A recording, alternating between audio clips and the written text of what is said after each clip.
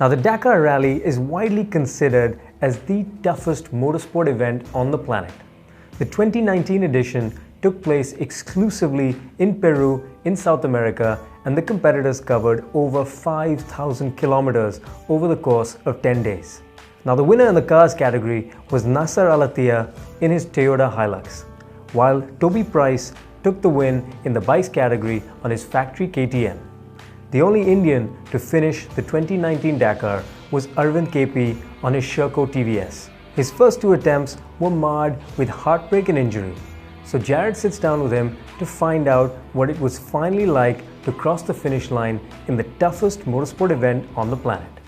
Hello everybody, today we have a very special guest with us, Aravind K P. He just completed the Dakar Rally. He's done it before twice, this was his third time, and he's finally done it. Hello Aravind, welcome to the show. Thank you. Can you just go over how excited you were after you finished the race and what your mental state was coming to the end of the race, knowing we were about to complete it? Yes.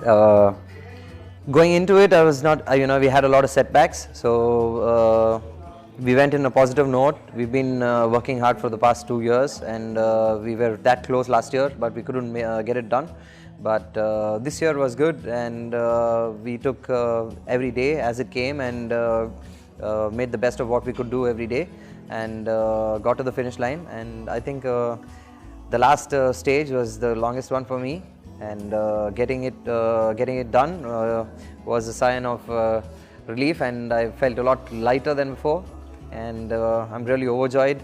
It's a beginning for new things, and I think a benchmark for me to work hard and get better. That's fantastic. So can you just go through us how the bike performed, how it was different than last year? Did your riding style change at all with the terrain that you were encountering there? The bike this year was a lot different from the last year. We had a few different parts on the bike, like the gearbox. We have a shorter ratio gearbox, which is shorter in the lower gears, and as we go to the higher gears, it has a little more gap. But the fifth and sixth was shorter because in the sand it kind of loses power when you shift up. So other than that, the bike had a bigger tank, with extra 2 liters. Since we had to do a lot more dunes, it consumes a lot more fuel when you do the dunes. So we had a bigger tank. We had a lighter roadbook reader machine, which helps reducing the overall weight of the bike, which is actually, even in few grams, is really good for us on the stage. Other than that, the bike had, I think, a little more power on the engine as well, because the bike needs really a lot more torque when you have to climb steep dunes.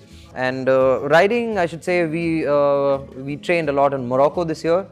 Just before going to Dakar, we went to Morocco and spent some time in Morocco. So we got used to how we have to ride on the sand and the dunes. So what was the toughest thing for you? What was the highlight of the entire? The toughest thing about Dakar this year was the poor visibility in the mornings and the fresh areas. It's really sketchy, and there's a lot of hidden stones and square edges in the track.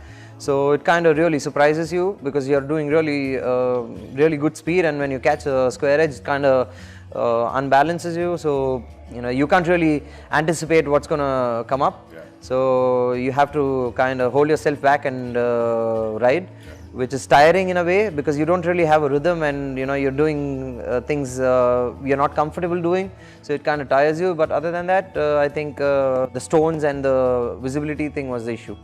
Other than that, the sand dunes is where I really enjoy because I love riding the dunes, and I think I'm really fast on the dunes. So yeah, the fresh and the visibility was the most tricky ones. So we all know that you're friends with C.S. Santosh, but how is it competing with him and Hero, knowing that there are other Indians there as well? Does that motivate you to push yourself to become the best Indian rider there, or? Definitely, it's a point where it motivates you that you have a friend also. It's always better to have 2 than just 1. So we push each other, and we motivate each other.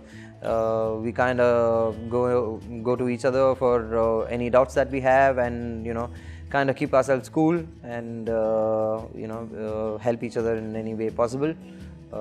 We have a very good relationship, and competing is a natural thing. It's an instinctive behavior that we all racers have. So other than that, I think it's all good. Great. So you're now a hero in India. So can you give us or tell some young people or give advice to some young aspiring riders if they want to get to your level and compete in the Dakar someday? Definitely, now in India we have a lot more platforms where they can, start training or start exploring into off-road racing. Our friend C.S. Santosh has his own dirt park in Bangalore, and he does a lot of training and he does a lot of programs for all these aspiring riders.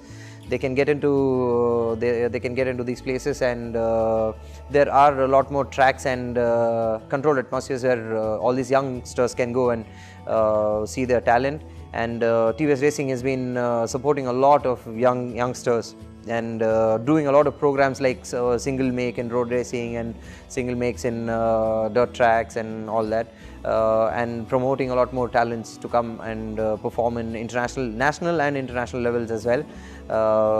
So I think all the youngsters should probably focus on getting into the right atmosphere and not fool around on the roads and not kill themselves, and make good of their potential, and make India proud. Great. Well, you've certainly made India proud. So thank you so much for your time. It was a pleasure to meet you, and congratulations once again. Thank you. Thanks.